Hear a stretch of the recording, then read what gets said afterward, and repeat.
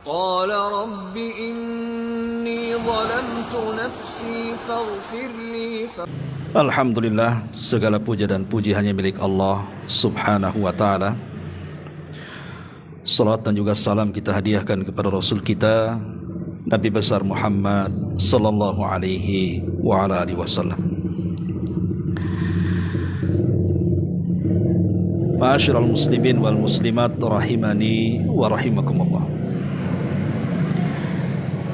Kajian di malam hari ini kita akan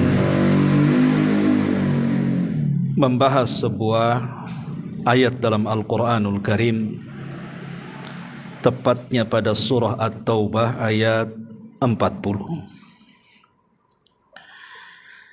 Allah subhanahu wa ta'ala berfirman, illa tansuruhu faqad nasarahu Allahu id akhrajahu alladhina kafaru thaniya thnaini idh huma fil ghari idh yaqulu li sahibihi la tahzan innallaha ma'ana fa anzalallahu sakinatahu alayhi wa ayyadahu bijunudin lam tarawha wa ja'ala kalimatal ladzina kafaru sufla wa kalimatullahi hiyal ulya wallahu azizun hakim.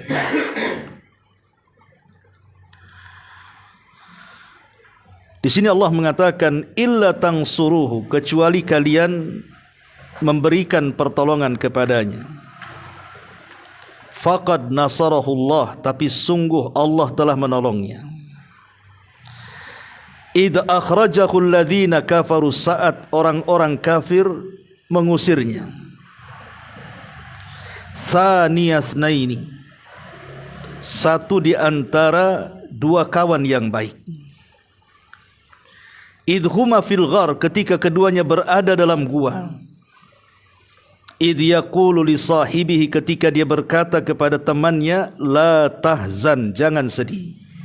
Innallaha ma'ana, karena sesungguhnya Allah bersama kita. Fa anzalallahu sakinatahu, maka Allah turunkan ketenangannya alaihi, kepadanya. Wa ayyadahu, dan Allah kuatkan kepadanya bijunudin lam tarauha, dengan tentara-tentara yang kalian tidak mampu melihatnya. Wa ja'ala kalimatal ladzina kafaru sufla, dan Allah jadikan kalimat orang-orang kafir itu rendah. Wa kalimatullah hiyal ulya, dan kalimat Allah lah yang tinggi. Wallahu azizun hakim, dan Allah zat yang maha perkasa lagi maha bijaksana. Taib, ma'asyiral muslimin wal muslimat rahimakumullah. Ayat ini, surah At-Taubah ayat 40 ini, menjelaskan kepada kita tentang persahabatan, tentang persahabatan yang sesungguhnya, yang patut kita tiru. Persahabatan apa? Persahabatan Nabi SAW dan teman terbaiknya Abu Bakar Siddiq radhiyallahu anhu. Karena ayat ini turun kepada dua manusia mulia ini. Pertama kepada Rasulullah, dan yang kedua kepada Abu Bakar Siddiq radhiyallahu anhu. Di sini Allah Subhanahu wa taala memberikan kemuliaan kepada Abu Bakar sebagai teman terbaik Rasul dengan firman-Nya tsaniya itsnaini, satu di antara dua manusia terbaik. Sebagian ahli tafsir mengatakan maksudnya satu di antara keduanya, yang pertama adalah Abu Bakar, dan satu di antara keduanya maksudnya adalah Nabi SAW. Kenapa didahulukan Abu Bakar kemudian Nabi? Karena Abu Bakar Siddiq radhiyallahu an, semenjak awal dia masuk Islam, dia sudah menyerahkan bukan hanya hartanya, keluarganya, tapi jiwanya untuk Nabi SAW.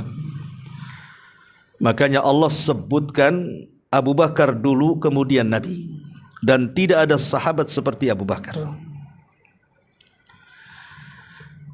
Apalagi keislaman Abu Bakar Siddiq radhiyallahu an ini membawa pengaruh besar dalam Islam. Ya, betul, orang yang pertama masuk Islam adalah Khadijah dari kalangan wanita. Kemudian disusul dengan Ali bin Abi Thalib radhiyallahu an dari kalangan anak-anak. Kemudian disusul dengan Zaid ibn Harithah dari kalangan budak yang dimerdekakan. Baru dari kalangan orang dewasa Abu Bakar Siddiq radhiyallahu an. Tapi pengaruh dari 4 manusia ini dalam perkembangan dakwah yang diemban Nabi SAW itu, yang paling tampak adalah pengaruh Abu Bakar Siddiq radhiyallahu an. Kenapa demikian? Karena Khadijah sekalipun dia menyumbangkan hartanya, namanya istri yang memang harus ikut suami. Kemudian juga Zaid ibn Harithah, dia seorang budak yang dimerdekakan Rasul, namanya budak harus mengikuti tuannya, harus memberikan jasa kepada tuannya. Apalagi dia dimerdekakan Nabi SAW. Begitu juga Ali radhiyallahu an diangkat menjadi anak angkat. Sudah sewajarnya anak angkat berbuat baik kepada ayah angkatnya. Tapi Abu Bakar itu kan tidak ada kait mengait. Tidak seperti Khadijah yang memang istrinya, tidak seperti Ali yang memang anak angkatnya, tidak seperti Zaid yang memang dimerdekakan dari perbudakannya. Tapi kan Abu Bakar tidak ada kait mengait dengan Nabi SAW kecuali hanya pertemanan saja. Tetapi walaupun hanya sekedar pertemanan, bukan pertemanan biasa. Makanya dalam Islam juga dibahas soal berteman itu. Karena as-sahibus sahib, teman itu bisa narik masalahnya, bisa ke positif, bisa ke negatif. Lah sekalipun Abu Bakar itu hanya sebagai teman, tetapi Abu Bakar mampu menyerahkan seluruh kekayaannya, seluruh keluarganya, bahkan nyawanya untuk Nabi SAW. Itu jasa yang luar biasa. Rajulun azim, orang yang sangat agung, ikhwan, Abu Bakar Siddiq radhiyallahu an. Ma'asyiral muslimin rahimakumullah. Di sini Allah Subhanahu wa taala mengatakan tsaniyasnaini, satu di antara 2 manusia mulia. Dialah Abu Bakar Siddiq radhiyallahu an. Dipilih oleh Nabi SAW untuk menjadi teman hijrahnya. Sahabat Rasul banyak, ikhwan. Ada Umar, ada Uthman, ada Abdurrahman ibn Auf, ada Abu Ubaidah ibnul Jarrah, ada Sa'd ibn Zaid. Banyak para sahabat Rasul yang mulia-mulia itu. Tapi kenapa Rasul memilih teman Abu Bakar? Kenapa Nabi SAW memilih Abu Bakar Siddiq radhiyallahu an? Padahal saat hijrah itu Umar datang kepada Rasul minta izin, wahai Rasul, izinkan saya hijrah. Kata Rasul, silahkan. Uthman datang kepada Rasul, saya ingin hijrah wahai Rasul. Kata Rasul, silahkan. Semua para sahabat meminta izin kepada Rasul, dipersilahkan, kecuali Abu Bakar.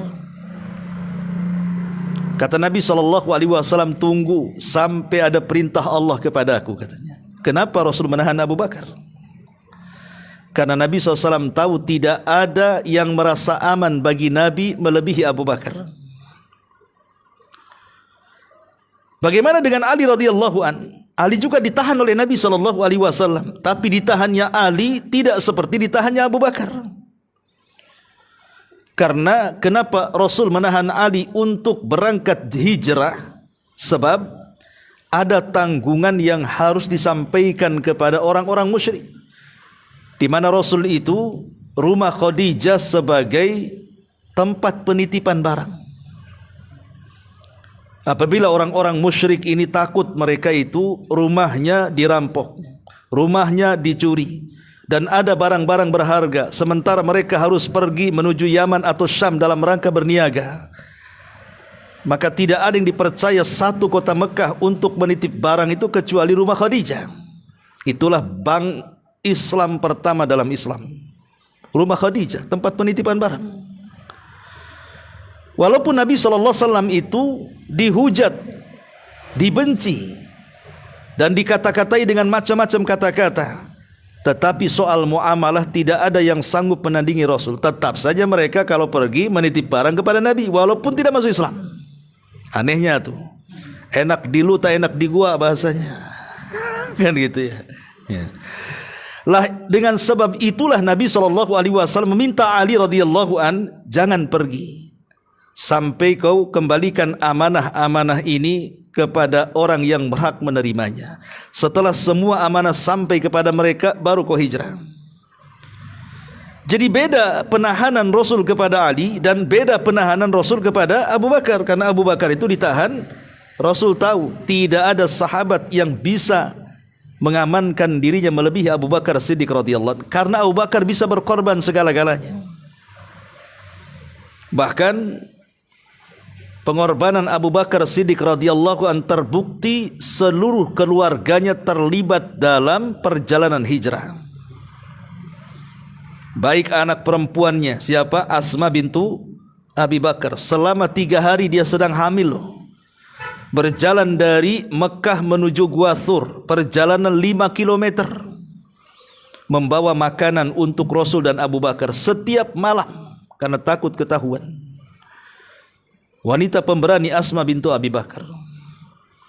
Abdullah ibn Abi Bakar sebagai informan. Apapun yang terjadi pemberitaan tentang pengejaran Rasul yang dikepalai Abu Jahal disampaikan kepada Abu Bakar dan Rasul sallallahu alaihi wasallam. Anak laki-lakinya pun terlibat. Budaknya Abu Bakar yang dimerdekakan, Abdullah ibn Fuhairah, juga terlibat.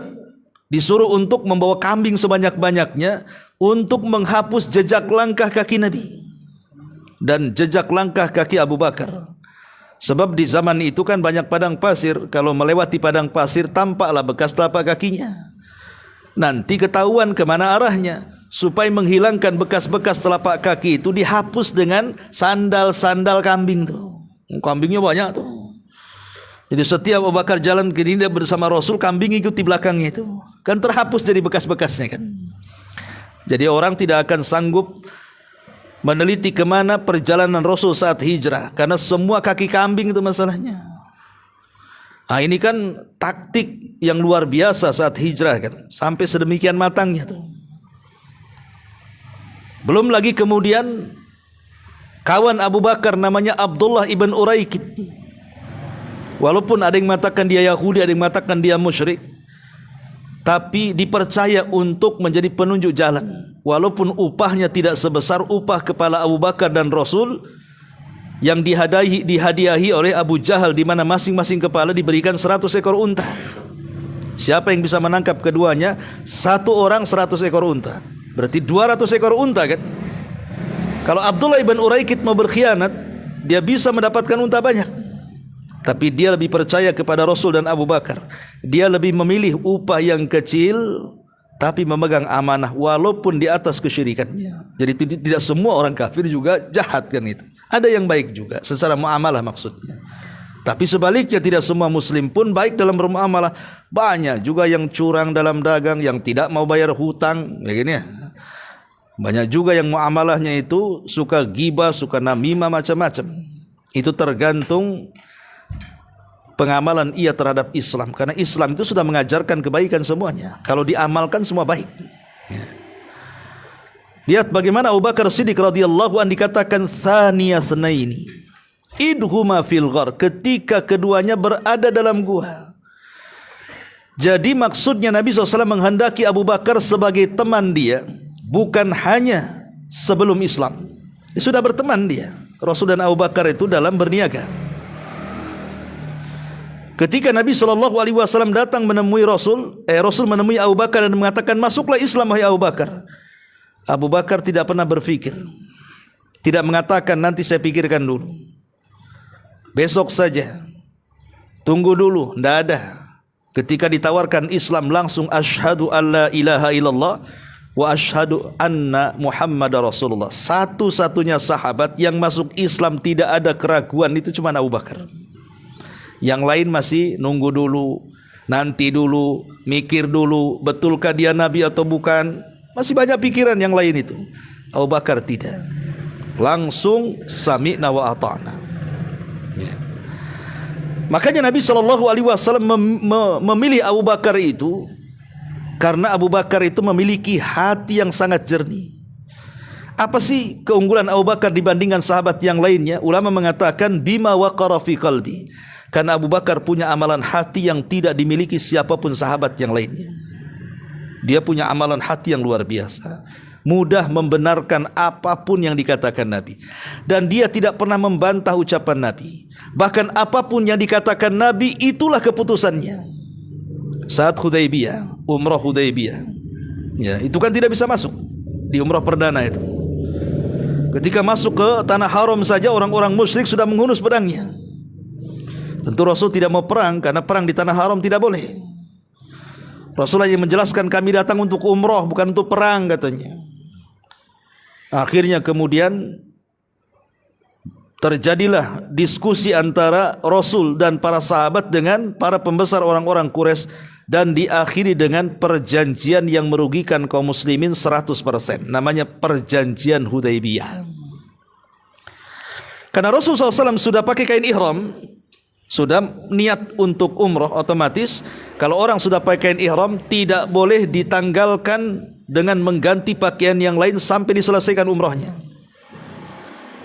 Sampai dia melaksanakan tawaf, sampai dia melaksanakan sa'i, baru cukur rambut, baru boleh dibuka ganti pakaian. Itu memang ibadah umrah seperti itu. Karena banyak masyarakat awam gitu ya. Dan ini juga terjadi kepada jamaah saya ketika saya bawa umrah tuh. Padahal sudah kita kasih keterangan sebelum berangkat itu kan ada manasik ya kan. Tapi mungkin karena lupa atau karena apa gitu kan.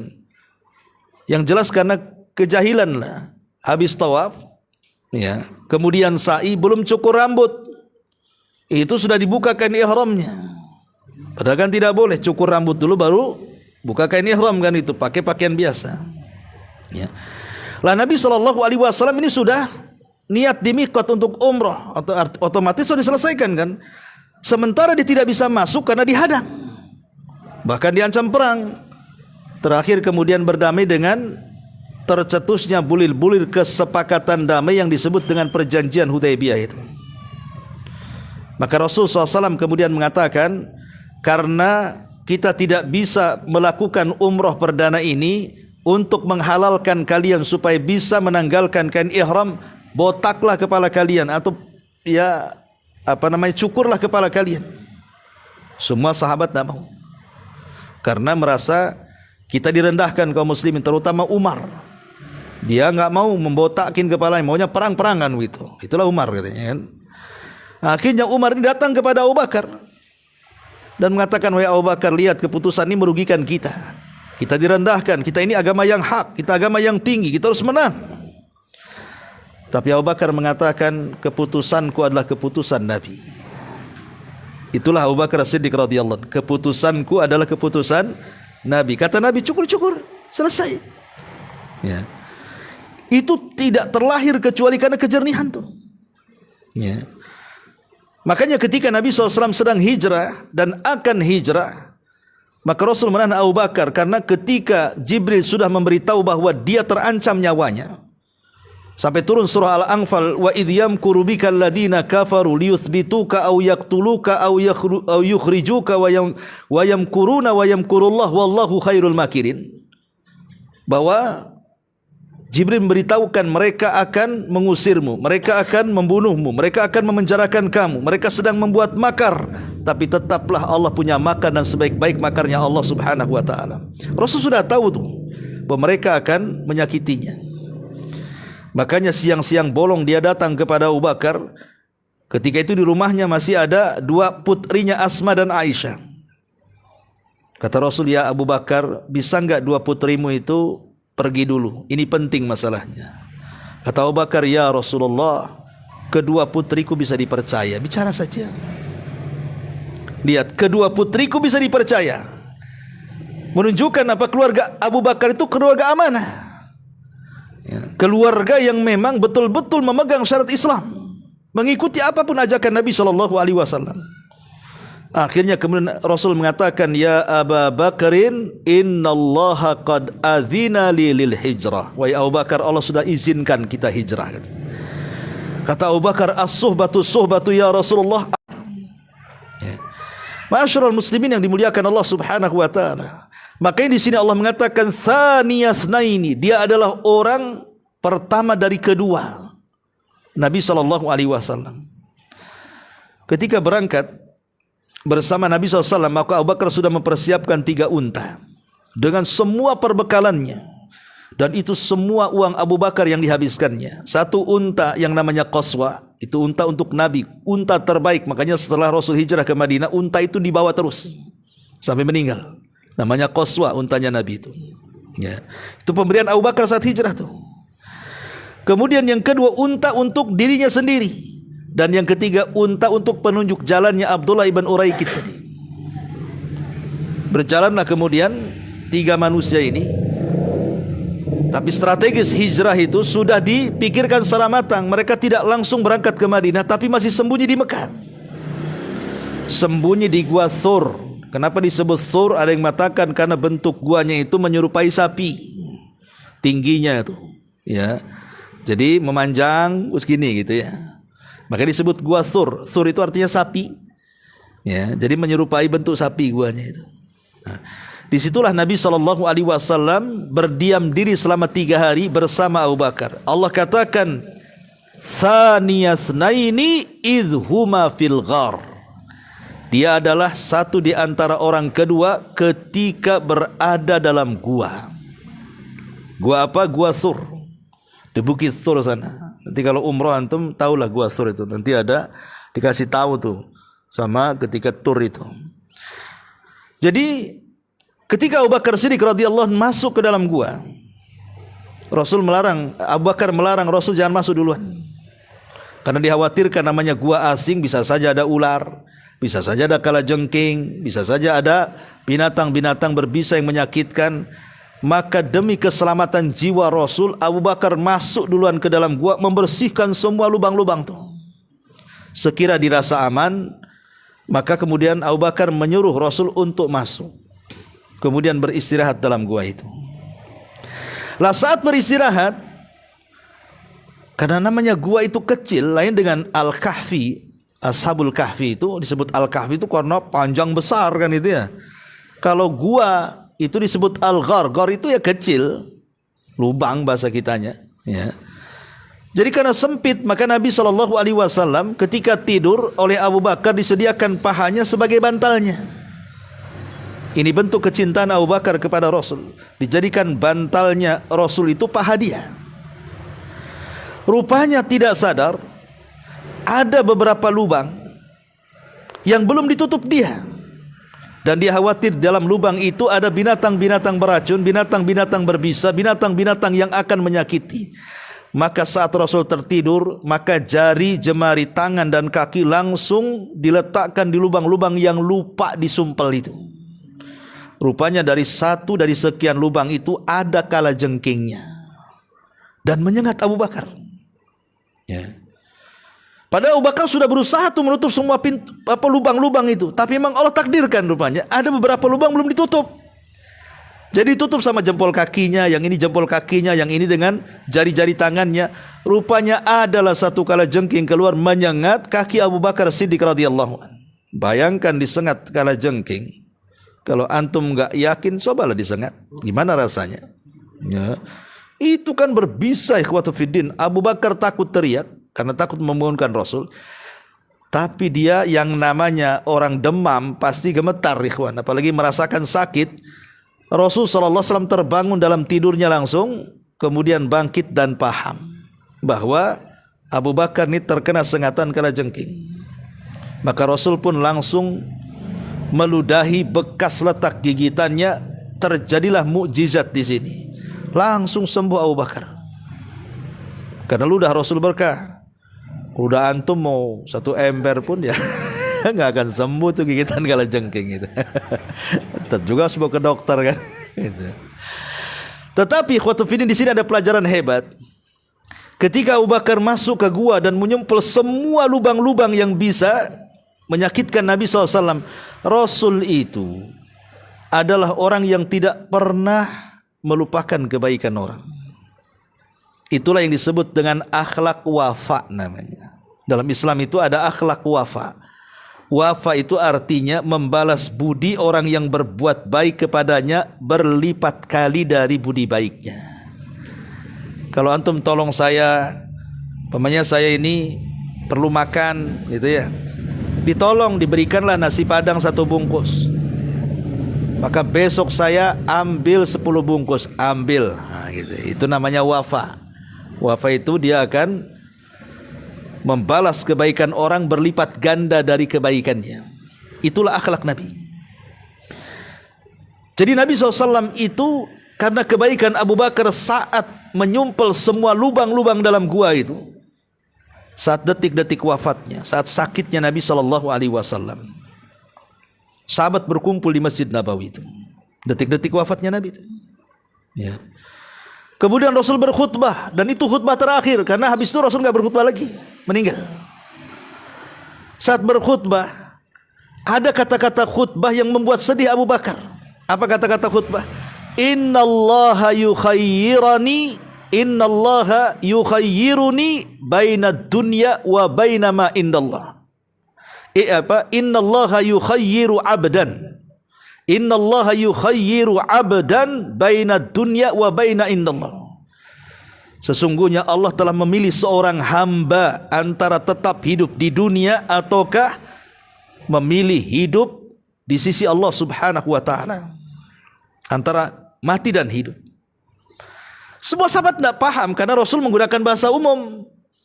Allah memilih seorang hamba. Siapa hamba di sini? Tapi Abu Bakar paham bahwa yang dimaksud hamba di situ adalah Nabi sendiri.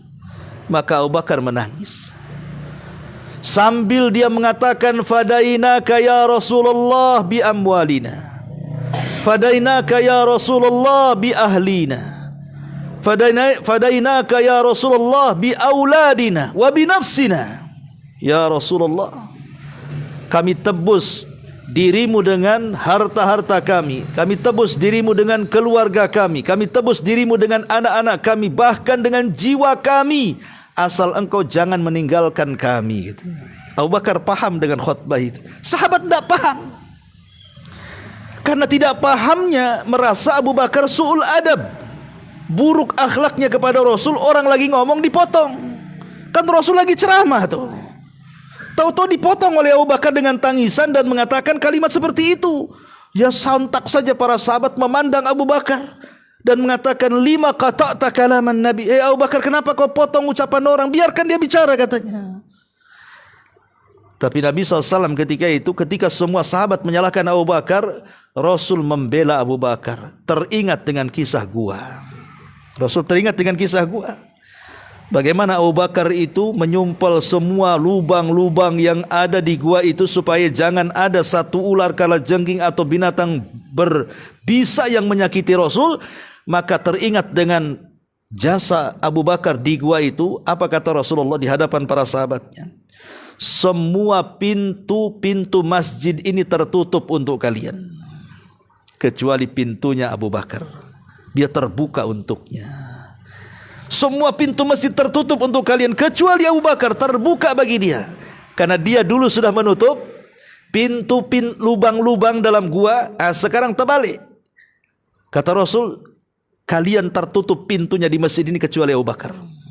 Al jaza min jinsil amal. Perbuatan itu disesuaikan dengan amalannya. Jazaul ihsan ilal ihsan, balasan baik itu ya harus dengan kebaikan, kan itu ya. Maka Rasul mengatakan, seluruh kebaikan kalian, kata Rasul, sudah aku balas kecuali Abu Bakar. Hanya Allah yang akan membalasnya, kata Rasul.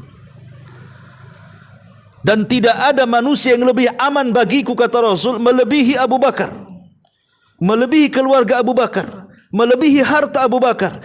Kalau seandainya Allah harus memilih kekasih untukku, maka aku akan jadikan Abu Bakar kekasihku. Tapi Allah sudah menjadikan aku kekasihnya. Lihat bagaimana Nabi mengajarkan kepada kita akhlak wafa namanya ya. Itulah Allah mengatakan thaniyasnaini idhuma fil ghar. Dia satu di antara keduanya saat berada di dalam gua. Jadi Abu Bakar itu teman terbaik Rasul di dalam gua Thur. Ma'asyiral muslimin yang dimuliakan Allah Subhanahu wa taala. Bahkan dia teman terbaik Rasul saat perjalanan hijrah. Bukan hanya teman dalam gua, teman dalam perjalanan. Kadang-kadang Abu Bakar itu duluan jalannya, kadang-kadang belakangan jalannya, kadang-kadang sebelah kiri jalannya, kadang-kadang sebelah kanan jalannya. Bukan tidak ada alasan. Dia takut tentara-tentaranya Abu Jahal mengejar dia. Sehingga kalau seandainya musuh dari depan, maka dia akan lebih dulu melawannya. Kalau musuh dari belakang, dia akan lebih dulu melawannya. Kalau musuh sebelah kiri dan kanan, begitu juga. Demi melindungi Nabi SAW, padahal Rasul itu lebih kuat dibandingkan Abu Bakar. Karena setiap Nabi itu dibekali kekuatan 40 laki-laki kekar. Terbukti saat Nabi SAW sedang naik unta, ketemu pegulat hebat Quraisy namanya Rukana. Rukana ini kalau gulat tidak pernah kalah, karena saat itu ya pertandingan.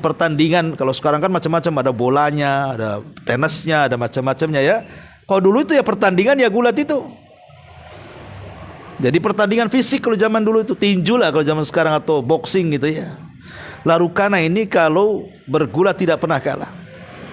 Saat Rasul naik unta di jalan, ketemu dengan Rukana. Kemudian Rasul menantang Rukana. Rukana, mau enggak gulat sama aku, katanya. Tapi kalau ku kalahkan, masuk ke agamaku. Kalau kau kalahkan, ambil untaku, katanya. Kan enak tuh. Ya. Rukana merasa pede, yakin diri bisa mengalahkan Rasul. Wah, kalau mengalahkan Rasul dapat unta saya. Akhirnya kemudian betul-betul bergulat. Rukana tidak paham setiap Nabi dibekali kekuatan 40 orang laki-laki kekar, kan itu ya. Berarti sama satu melawan 40 orang, kan gitu. Ya sekali tunjang saja langsung langgang lah. Langsung tumbang dia. Ya. Rukana ini. Tapi dasar orang kafir, a'angdzartahum am lam tunzirhum la yu'minun. Apa kata Rasul? Wahai Rukana, kata Rasul, kita sudah ada kesepakatan lah, kalau ku kalahkan, masuk ke agamaku. Sekarang sudah ku kalahkan, masuklah ke agamaku. Bersahadatlah engkau, wahai Rukana. Kata Rukana, ya Muhammad, kalaupun aku bersahadat, katanya, enggak ada saksinya, bisa saja aku ingkari nantinya. Kata Rasul, bagaimana kalau saksinya pohon-pohon itu, katanya. Kata Rukana, silakan. Tiba-tiba pohon itu tercabut dari akarnya, jalan kaki dengan akarnya. Kayak pot kartun jadinya. Tapi itu mukjizat. Coba bayangkan, tiba-tiba akarnya tercabut, jalan menemui Nabi, ngucapin salam lagi. Apa enggak gemeter Rukana itu? Langsung dia kabur melihat pohon itu. Ketakutan dia. Kemudian menganggap Rasul ini penyihir, katanya. Subhanallah, kan? Ini karena orang kafir kayak gitu tuh. Ya. Tapi di sini syahidnya adalah dibandingkan Rasul dengan Abu Bakar, ya Rasul kuatkan. Tapi kenapa Abu Bakar yang melindungi? Enggak terbalik, kan gitu ya? Ya karena sayangnya Abu Bakar kepada Nabi SAW. Sampai satu hari, ketika sudah beberapa hari lewat, berjalan, kehabisan bekal, kehabisan minum, akhirnya kemudian mereka pun hampir kehabisan semuanya. Di tengah jalan ada sebuah tenda. Rupanya dalam tenda itu ada seorang wanita tua namanya Ummu Ma'bad. Suaminya lagi pergi. Ya. Jadi Rasulullah SAW mengatakan kepada Ummu Ma'bad ini, wahai Ummu Ma'bad, adakah sesuatu yang bisa ku minum atau ku makan? Bekalku habis, katanya. Ummu Ma'bad kasihan dan mengatakan, kami pun orang miskin, tidak ada makanan yang bisa ku berikan, tapi adalah tuh kambing-kambing kurus itu pun kalau diperah tak ada susunya. Cemana ini, katanya. Kata Rasul, tidak apa-apa, asal kau izinkan kambing kurus itu, maka akan terjadi sesuatu. Makanya dikasihlah kambing kurus kepada Rasul, diusaplah putingnya. Tiba-tiba gemuk tetenya, kemudian diperah air susunya, kemudian sampai satu baskom. Banyak hasilnya tuh. Itu mukjizat tuh. Ya. Akhirnya Rasul mengatakan kepada Ummu Ma'bad, ya Ummu Ma'bad, minum. Lihat. Rasulullah SAW menghormati tuan rumah. Walaupun selapar apapun, sehaus apapun, tetap diberikan ke pemiliknya. Kalau kita di posisi Nabi, langsung diminum, kita lagi haus kan gitu. Tapi enggak, Ummu Ma'bad minum sampai kenyang. Kemudian kata Rasul, wahai Abu Bakar minum. Kata Abu Bakar, engkau saja.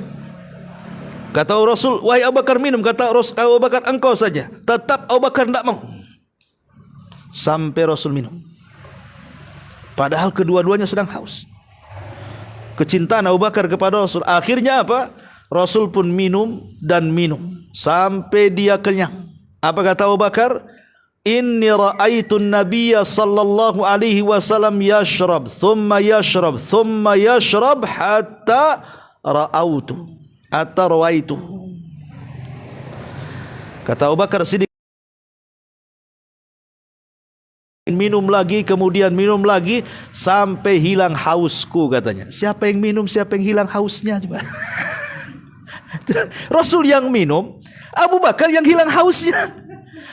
Coba bayangkan, ini kan keajaiban. Saking senangnya gitu maksudnya, sampai lupa akan haus dia, sampai dia mengatakan aku melihat Rasul minum sampai hilang hausku katanya. Saking senangnya lupa diri dia. Dan itu tepat memilih Abu Bakar untuk kawan berjalan, kawan yang mengorbankan segalanya. Ma'asyiral muslimin wal muslimat rahimani wa rahimakumullah. Lah kejadian juga di perjalanan hijrah itu kan, Rasul ketika habis bekal mampir di sebuah kabilah perkampungan, di situ ada pasar. Kemudian Rasul dan Abu Bakar dan Abdullah ibn Uraikid berbelanja di pasar itu untuk melakukan perjalanan, untuk bekal di jalan. Rupanya pasar dari kabilah itu sudah siapa yang menangkap Abu Bakar dan Muhammad, maka dia akan mendapatkan 200 ekor unta. Itu sudah sampai ke kabilah itu. Lah orang-orang itu, terutama ya memang orang-orang yang ingin mendapatkan sayembara itu, sudah menengok-nengok nih 3 orang ini, kok kayaknya mirip-mirip nih dengan yang dihabarkan itu. Jangan-jangan ini orangnya. Tapi di tengah-tengah orang-orang pasar itu ada orang namanya Suraqah ibn Malik. Suraqah ibn Malik. Kata Suraqah, bukan, itu bukan orangnya itu. Sengaja Suraqah mengaburkan, kenapa? Karena mau ditangkap sendiri. Nanti kalau tangkap rame-rame hadiahnya bagi-bagi. Kan gitu. Itu sedekahnya kecerdikan Suraqah. Karena Suraqah ini terkenal penunggang kuda hebat, Faris namanya dia. Penunggang kuda terhebat Suraqah ibn Malik, penunggang Arab tuh. Jadi kalau lari balap kuda nggak pernah kalah. Walaupun dia tidak memegang pelana, dengan 2 pedangnya dia bisa berjalan dengan kudanya. Pokoknya dikenal Suraqah itu ahli berkuda dan berpedang. Jadi dia ngelabui kawan-kawan di pasar. Bukan itu, saya kenal katanya. Ya. Jadi biarkan Rasul belanja di situ. Setelah belanja melanjutkan perjalanannya, baru Suraqah bergerak sendirian dia. Dia merasa bahwa dia bisa menangkap 2 orang ini, 200 ekor unta loh hadiahnya. Ketika kemudian Suraqah dari kejauhan dilihat Abu Bakar sudah deg-degan tuh. Alamak, kenapa ada orang pula yang mengetahui perjalanan kita katanya. Celaka kita katanya. Tapi Rasul hanya diam dan mengatakan tenang, karena Nabi SAW dari awal menenangkan Abu Bakar itu sejak di gua tuh. Ketika beberapa tentara Abu Jahal berhasil sampai di atas gua, sementara mereka ada di bawah gua, kata Abu Bakar, kalau seandainya kita melonjorkan kaki kita ke mulut gua, pasti mereka akan tahu. Tapi Nabi SAW ketika itu menenangkan Abu Bakar dengan mengatakan apa? Ya Aba Bakrin la tahzan, innallaha ma'ana. Wahai Abu Bakar, jangan sedih, jangan takut, jangan sedih, Allah bersama kita. Dalam kondisi genting, Rasulullah bisa menenangkan Abu Bakar tuh, yang gelisah ketika itu, bukan karena keselamatan dirinya, karena keselamatan Nabi. Tapi yang dikhawatirkan keselamatannya justru dia yang menenangkan Abu Bakar. Harusnya kan Abu Bakar yang menenangkan Nabi. Dia yang melindunginya, yang melindungi itu harus menenangkan yang dilindungi kan? Ini terbalik gitu. Rasul yang menenangkan Abu Bakar. Wahai Abu Bakar, jangan takut, jangan sedih, Allah bersama kita. Dan kalimat jangan sedih, jangan takut itu maksudnya kalimat yang semakna dengan firman Allah Subhanahu wa taala, innal ladzina qalu rabbuna Allah tsumma istaqamu tatanazzalu alaihimul malaikati alla takhafu wa la tahzanu wa abshiru bil jannati allati kuntum tu'adun. Orang-orang yang mengatakan Rabb kami Allah, kemudian istiqamah, maka saat kematiannya akan didatangi para malaikat membisikkan di kedua telinganya, jangan takut, jangan sedih, karena Allah sudah sediakan sorga untukmu. Ulama tafsir mengatakan maksudnya jangan takut terhadap diri kalian dan jangan sedih kepada keluarga, harta dan orang-orang yang kau tinggalkan. Berarti takut kepada diri kalau sedih kepada orang. Ya.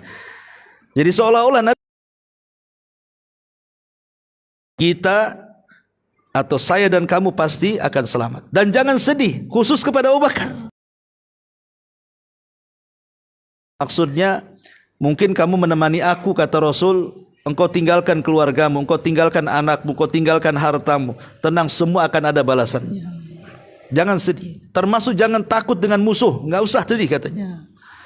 Subhanallah, ikhwatu fillah, muliakan Allah Azza wa Jalla. Ketika Nabi SAW kemudian disusul oleh Suraqah ibn Malik. Kata Abu Bakar, ya Rasulullah, celaka kita. Karena siapa yang tidak kenal Suraqah masalahnya? Dia penunggang kuda hebat, pemain pedang hebat, kan itu. Tapi Allah sudah takdirkan Suraqah ini tidak akan mampu menangkap Nabi, apalagi membunuh Nabi. Menangkap Abu Bakar ataupun membunuh Abu Bakar, enggak akan sanggup karena Allah sudah bersama Rasul dan Abu Bakar. Sehingga ketika sudah dekat, terperosok tuh kaki kuda ke lubang, jatuh Suraqah ibn Malik ini. Ya. Seorang penunggang kuda hebat jatuh, malu tidak? Malu kan? Bisa lo penunggang kuda terhebat bagian di Arab bisa jatuh, itu kan malu. Yang lebih malunya lagi, setelah kudanya dibangunkan lagi, kemudian dia berusaha lagi naik ke kuda, terperosok lagi 2 kali sampai 3 kali. Malunya di mana? Bayangkan. Makanya ketika kemudian Suraqah ketiga kalinya jatuh, pedangnya jatuh, langsung diambil oleh Nabi, dibalikkan tuh. Ketakutan Suraqah. Kemudian kata Rasul, ada sesuatu yang jauh lebih baik. Saya tidak akan membunuhmu, tapi masuklah ke agamaku, katanya. Kata Suraqah, tidak mau, katanya. Kalau begitu, kata Suraqah, jangan kau bunuh aku. Dan saya tidak akan menceritakan kepada siapapun tentang perjalananmu.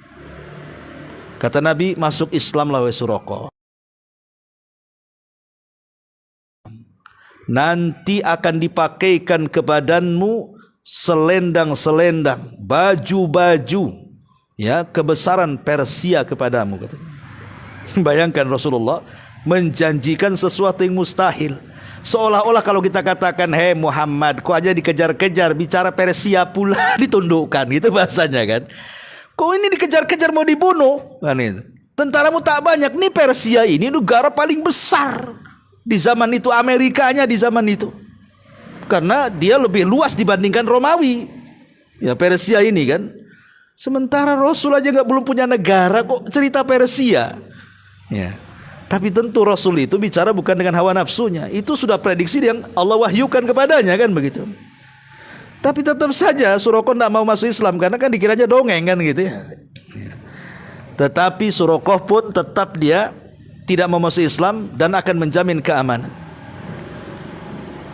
Setelah Rasulullah SAW mengadakan perjanjian baik, kalau begitu saya terima. Tapi ada satu Suraqah yang minta kepada Rasul dan Abu Bakar, sembunyikan soal jatuhku dari kuda itu. Dia minta kepada Rasul dan Abu Bakar, tolong sembunyikan, jangan diceritakan sama orang kalau aku jatuh di kuda itu, karena malu masalahnya kan. Ya. Subhanallah, belakangan Suraqah masuk Islam. Dan ketika Rasul meninggal, kemudian Abu Bakar menjadi khalifah, kemudian Umar menjadi khalifah. Di masa Umar inilah Persia tumbang dan bisa ditaklukkan kaum muslimin. Bahkan semua pakaian-pakaian kebesaran Raja Persia menjadi barang ghanimah. Setelah pakaian-pakaian, langsung memanggil Suraqah. Aina Suraqah, katanya. Di mana Suraqah? Kemari, katanya. Umar kan tak tahu soal ucapan Nabi kepada Suraqah, kan? Ya. Tapi entah insting Umar langsung mengatakan, mana Suraqah, katanya. Suraqah salah satu pasukannya. Datanglah Suraqah, langsung sama Umar diletakkan tuh baju kebesaran Persia. Langsung dia tertawa, dia ingat dengan ucapan Nabi, kan? Kayak nggak percaya gitu maksudnya. Nah, dari situlah dia makin yakin, baru bercerita kepada orang-orang tentang ucapan Nabi bahwa kalau dia masuk Islam akan dipakaikan kebesaran bajunya Persia tuh. Ya. Tapi syahidnya di sini bahwa Nabi SAW terus berjalan ditemani Abu Bakar Siddiq radhiyallahu anhu sampai ketika mendekati Kuba. Ada orang Yahudi yang naik ke atas kurma, sedang memanen kurma. Dan orang Yahudi juga sudah tahu kabarnya akan kedatangan Nabi dan para sahabatnya dari Mekah gitu. Mereka sedang menunggu-nunggu Nabi. Setiap hari mereka nunggu Nabi. Karena kehilangan kontak semuanya, ikhwan. Baik orang Madinah yang menunggu kehilangan kontak, baik keluarga yang ditinggalkan kehilangan kontak. Ya wajar, zaman itu belum ada HP kan gitu ya. Kalau ada HP kan enak. Di mana Abu Bakar? OTW kan. Cekrek ada di sini. Ya, tenang ini kata Google Map katanya ke kiri ke kanan nyasar pula ujungnya. Jadi kalau zaman dulu tuh kan enggak ada itu Google Map itu, ya namanya kehilangan kontak. Terutama yang sedih itu keluarga Abu Bakar. Karena kan keluarga Nabi kan sudah hijrah gitu ya. Tapi keluarga Abu Bakar kan masih di Mekah masalahnya. Jadi mereka itu memikirkan macam mana nasibnya Rasul, macam mana nasibnya Abu Bakar, di mana dia, apakah tertangkap atau tidak, terbunuh atau antum aja kalau pergi, istri tidak tahu seminggu, itu udah macam-macam otak istri itu. Jangan-jangan kawin lagi, jangan-jangan mati, macam-macam kan. Ya. Jadi, tapi memang Allah Subhanahu Wa Taala Maha Adil. Di tengah perjalanan, Nabi SAW berjumpa dengan jin. Jin yang dulu masuk Islam. Jadi ketika Rasul pulang dari Taif, dan orang-orang Taif tidak menerima dakwah Rasul, Rasul sempat sembunyi di kebun kurmanya milik Mughirah atau milik Syaibah. Ya. Saat sholat subuh kan Rasul membaca surah Toha. Sampai ketika jin mendengarkan surah yang dibacakan Rasul itu, akhirnya 7 dan 8 jin dari kalangan Nasibah Yaman itu masuk Islam. Itulah sahabat pertama di kalangan jin yang masuk Islam. Lah salah satu dari 7 jin yang masuk Islam di kebun kurma itu, saat hijrah salah satunya berjumpa dengan Nabi, menjelma menjadi manusia. Tasyakul, jin kan bisa tasyakul, menyerupai manusia bisa, tapi menghabiskan kekuatannya. Jin tuh kalau sampai kita ini ketemu jin di jalan gitu kan, entah dia menyerupai preman yang sudah mati gitu ya, atau menyakut-nakuti kita, jangan takut. Karena kalau jin tasyakul itu kata para ulama akidah, berarti dia sudah lemah. Dia sudah lemah, dia tidak bisa apa-apa karena sudah menghabiskan kekuatannya. Ya, umpamanya antum jalan dari sini menuju Tiban kan lewat Tamiang tuh. Kan itu. Rupanya jinnya jadi kuntilanak atau apa gitu ya. Nampak gitu di situ jadi pocong. Jangan takut. Kalau dia pocong beneran itu, menjelma seperti setan berbentuk manusia, dia sudah tidak punya kekuatan kecuali dia pocong-pocongan. Itu lain lagi ceritanya, mau ngerampok itu ndak usah antum, tabrak aja lah. Jadi jin itu berjumpa, sempat berdialog dengan Nabi SAW. Kemudian Rasul berpesan kepada jin ini supaya menyampaikan berita kami di sini kepada keluarga Abu Bakar. Maka namanya jin melesat aja lah ke Mekah. Kemudian setelah sampai di rumahnya Abu Bakar, jin ini kemudian bersenandung dengan syair-syairnya, di mana isi syairnya itu menjelaskan tentang perjalanan Rasul dan di mana posisi Rasul dan Abu Bakar. Mereka selamat, mereka sudah dekat. Pokoknya diberitahu, barulah tenang keluarga Abu Bakar Siddiq radhiyallahu anhu. Luar biasa ya. Lah ketika kemudian dari kejauhan orang Yahudi sedang manjat pohon kurma itu kan nampak dari kejauhan itu ada 2 orang yang lewat, 3 orang yang lewat. Maka dia berteriak-teriak kepada penduduk Madinah dan mengatakan, ya Bani Kailah. Kailah itu kaki buyutnya orang Khazraj dan Aus, orang Ansor. Nabi yang kalian tunggu-tunggu itu udah datang, aku udah lihat di atas pohon kurma. Langsung semua orang Madinah, Ansornya langsung ke Kuba, langsung berada di perbatasan, di gerbangnya itu nunggu Nabi. Masalahnya kan, kebanyakan para sahabat yang masuk Islam di Madinah dari kalangan Ansor kan gak kenal Nabi.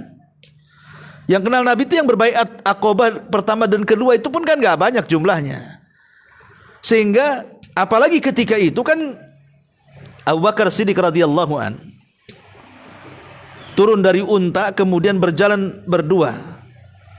Dari segi penampilan Abu Bakar itu kan janggutnya lebat penuh dengan uban, kemudian juga kepalanya sama. Sehingga apalagi kalau Rasul kan nggak ada ubannya Rasul itu kan. Ubannya sedikit dia, hanya 23 helai saja. Di rambut sama di janggut tuh nggak banyak ubannya Nabi. Ya. Jadi orang sangka nabinya itu Abu Bakar. Ya, disangkanya itu Nabi padahal itu Abu Bakar, karena dari segi penampilannya kok meyakinkan Abu Bakar kan gitu ya sebagai nabinya itu. Jadi orang menyangka Abu Bakar nabinya. Ya. Tetapi Abu Bakar menyadari ini orang salah paham ini. Makanya ketika sudah mulai terik matahari, dia ingin tahu nabinya bukan saya loh ya, ini sebelah. Langsung dia dengan ridaknya, dengan selendangnya menutupi kepala Nabi dari terik matahari. Barulah orang-orang tahu ini nabinya, ini Abu Bakarnya. Nah ini kan, itulah tawaduknya Nabi, ikhwan. Nabi itu tawadu, rendah diri. Dia tidak membedakan antara dia sahabatnya, sampai orang gak kenal siapa dia kan. Itu namanya bentuk tawadu. Dan Abu Bakar pun tahu diri. Ya. Dia sudah salah itu. Nanti mengira dia jadi nabi padahal bukan. Oh, di zaman sekarang kan banyak orang ngaku-ngaku tuh. Itu penipuan lah ya, rata-rata. Ya, tapi yang jelas bahwa sampai di kota Madinah, maka Nabi SAW kemudian menetap di Madinah. Dan Abu Bakar dijadikan oleh Nabi SAW tempat berunding, tempat menukar pikiran, menukar pendapat. Karena Abu Bakar itu juga dianggap tua oleh Nabi. Walaupun sebenarnya lebih tua Nabi, tapi dianggap dituakan dibandingkan sahabat yang lainnya. Ya, dan orangnya cerdas. Kita pun sama kan, kalau kita ada orang yang dituakan, orangnya cerdas, kalau kita dialog, tukar pikiran kan enak dengan orang kayak gitu itu. Ya. Jadi itulah kemudian juga menjadi penenang bagi Nabi itu. Apalagi setiap pendapat Rasul itu tidak pernah dibantah, bahkan dikuatkan Abu Bakar. Jadi betul-betul dia sahabat Nabi dalam tukar pikiran. Bahkan dalam jihad juga sama. Abu Bakar adalah sahabat Nabi. Bahkan saat kematiannya juga Abu Bakar menjadi sahabat Nabi, karena kuburannya di samping Nabi. Kalau antum ke Masjid Nabawi, kuburan Nabi, Abu Bakar baru Umar di sininya. Dia menjadi sahabat Nabi sampai meninggal. Dan kita yakin bahwa keduanya juga menjadi sahabat di sorga. Itulah pertemanan yang luar biasa dari Nabi SAW dan Abu Bakar yang pantas untuk kita tiru. Wallahu alam, karena waktu juga. Sampai di sini mudah-mudahan ada manfaatnya. Subhanakallah bihamdika, asyhadu an la ilaha illa anta astaghfiruka wa atubu ilaik. Allahu taala alam. Assalamualaikum warahmatullahi wabarakatuh.